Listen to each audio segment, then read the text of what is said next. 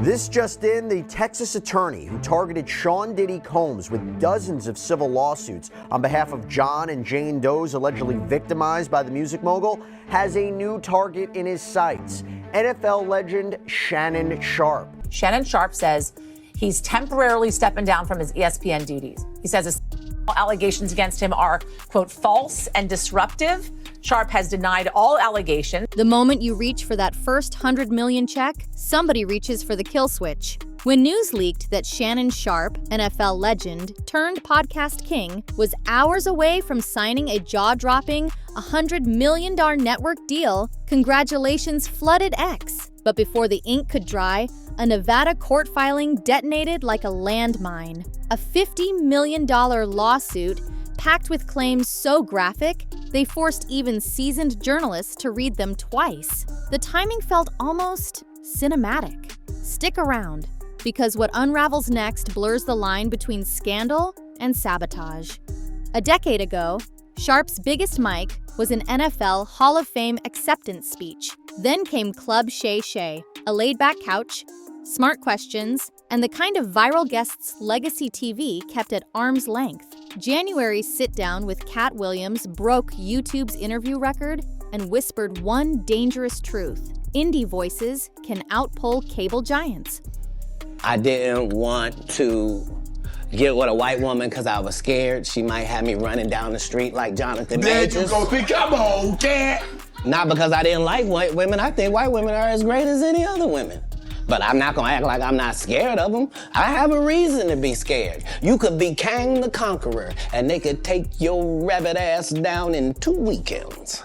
And that's the truth of the matter. That same week, insiders leaked talk of a deal north of $100 million, bundling every show under the Shay Shay Media umbrella. ESPN execs sniffed a bidding war. Spotify courted him like a free agent quarterback.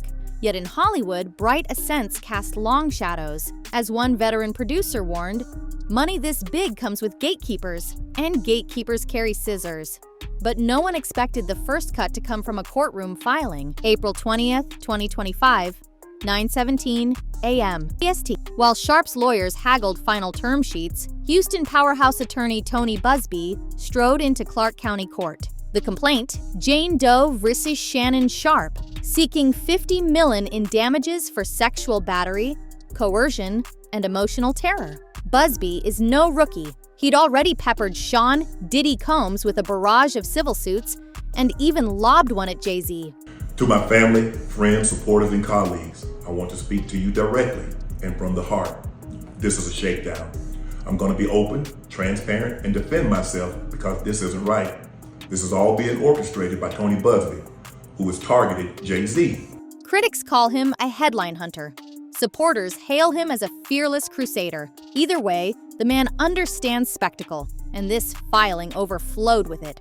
Within an hour, #SharpSuit shot to trending slot number 1. ESPN producers scrambled. Sharpe's 100 million suitors hit pause. But the allegations themselves were darker than the dollar signs. Jane Doe, later identified as 20-year-old influencer Gabriella Zuniga, painted a picture of an older man wielding fame like a weapon. She said he groped her twice, recorded intimate moments without consent, threatened to unalive her if she spoke, and flaunted a visible firearm to keep her silent. She claimed Sharpe, 56, fetishized race play, choking, and degradation, texting fantasies too explicit to print. That he has a race fetish.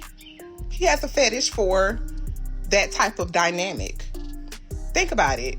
This was a 19-year-old white woman when he met her.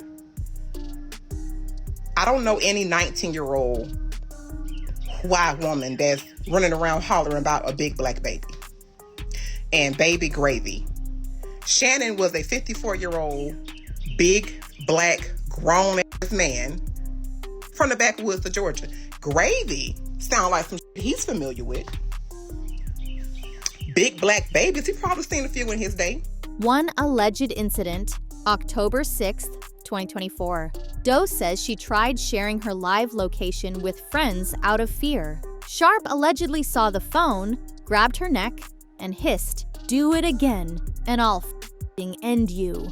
The complaint spans 29 pages, each one a cliff edge. Sharpe's camp didn't stay silent, but their first move raised even more eyebrows. Before cameras could light up, Sharpe's attorney, Lanny Davis, admitted something explosive. During confidential mediation, Sharpe authorized a $10 million offer to make the suit vanish. Shannon Sharpe tried to make the whole thing go away with $10 million, but y'all, it didn't work. His legal team just confirmed that he offered his accuser at least $10 million during private mediation talks before she hit him with that $50 million sexual assault lawsuit. When I tell you Unc is in trouble, according to Sharpe's attorney, the woman, identified as Jane Doe, walked away from the deal without warning and then filed the suit days open. She says they met in 2023 when she was 20, at least she's old enough, had a relationship she claims turned toxic, and accuses Sharpe of raping her twice. Once in late 2024 and again in early 2025. Davis framed it as a good faith attempt to spare both parties public pain. Social media jurors heard a different confession. If he's innocent, why pay? Tony Busby pounced, posting the admission to 1.3 million Instagram followers. Innocent men don't wire hush money. Sharpe replied with a 4-minute selfie cam video, calling the suit a shakedown, and blasting Busby for targeting black men for clicks. Then a familiar comedic heavyweight weighed in, and conspiracy theories hit the fast lane. Long before memes crowned him the GOAT, Dave Chapelle learned what corporate pressure feels like. A $50 million Comedy Central contract he famously walked away from. So when his name surfaced in Sharpe's circle, ears perked. Sources tell Culture Covered that Dave warned Shannon after the Cat Williams episode, "Bruh, Hollywood don't clap when you pull back the curtain." Now he hints the lawsuit is an industry hit job. The same playbook used on Mariah Carey during her $100 million Virgin Records era, and on Martin Lawrence when he began railing about mysterious pursuers. Skeptics scoff, pointing to Sharpe's own choices. Fans divide, sabotage versus self-sabotage. Either way, Chapelle's voice pours gasoline on an already raging fire. But talk is cheap. The real battlefield is evidence. Jane Doe's team teased video receipts. Sharpe demanded the uncut footage. Instead, a 30-second clip leaked. His voice growling, "If you say that word again, I'm gonna choke the out of you." Sharpe calls it consensual roleplay, claiming Doe edited out the safe word. Busby counters, promising a long-form recording, but withholding it to protect jury integrity. Meanwhile, YouTube detectives dissect waveforms, TikTok duetters, lip-sync threats, and every podcast pundit becomes an audio forensics expert. And while both sides spar over tapes, Sharpe's empire starts to wobble. 3 days after the filing, ESPN announced Sharpe would step back from First Take.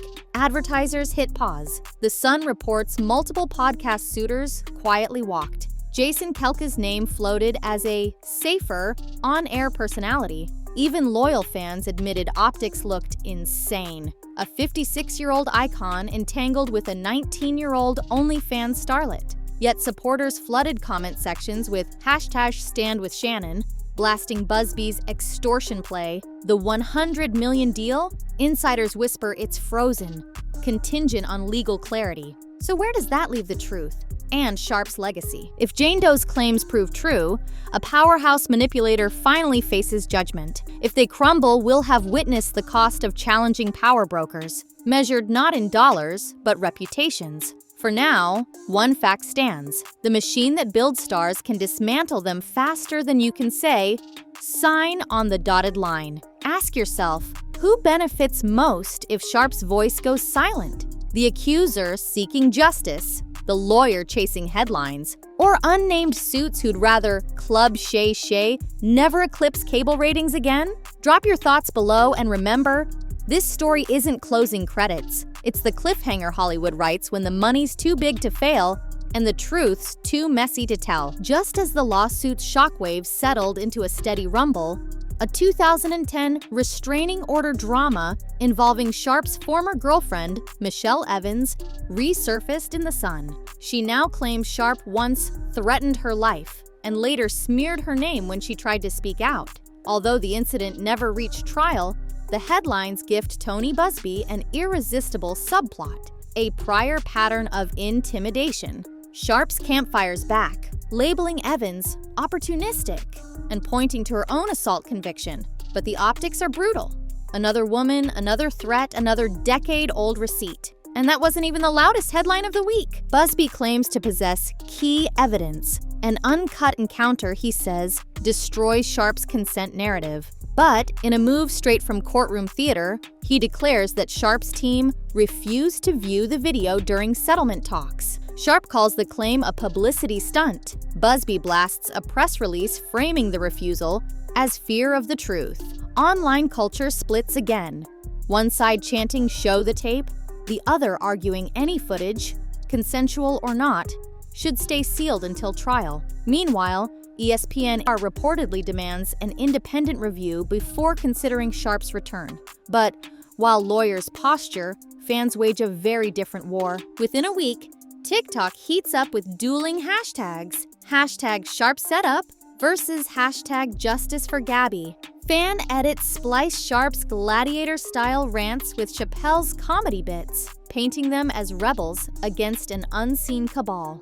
Busby loyalists flood comments with fresh court docs, hammering the age gap. One viral thread on X maps an ever-widening web, linking Sharpe's pause at ESPN, Chapelle's exodus from Comedy Central, and Mariah Carey's infamous breakdown to argue an elite playbook exists for toppling Black entertainers on the brink of generational wealth. Skeptics counterpost spreadsheets. Show me one defamation win worth $50 million, receipts or its noise. Away from the algorithm, real-world consequences pile up. A fintech sponsor quietly scrubs Sharpe's face from its banner ads.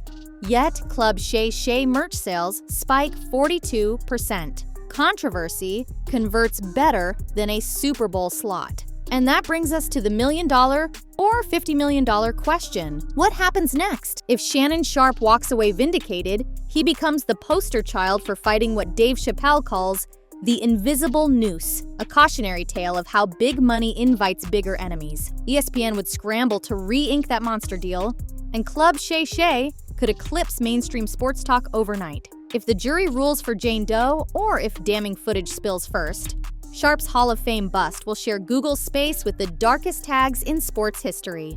The $100 million disappears, replaced by the kind of legal bill that breaks dynasties. And for the wider industry, one more message echoes: speak too loudly and we'll script your downfall. So viewer, the ball is yours. Is this justice in action or a high-stakes puppet show? Drop your take below and buckle up, because the next subpoena could leak tomorrow, and when it does, we'll be here peeling back every layer they don't want you to see.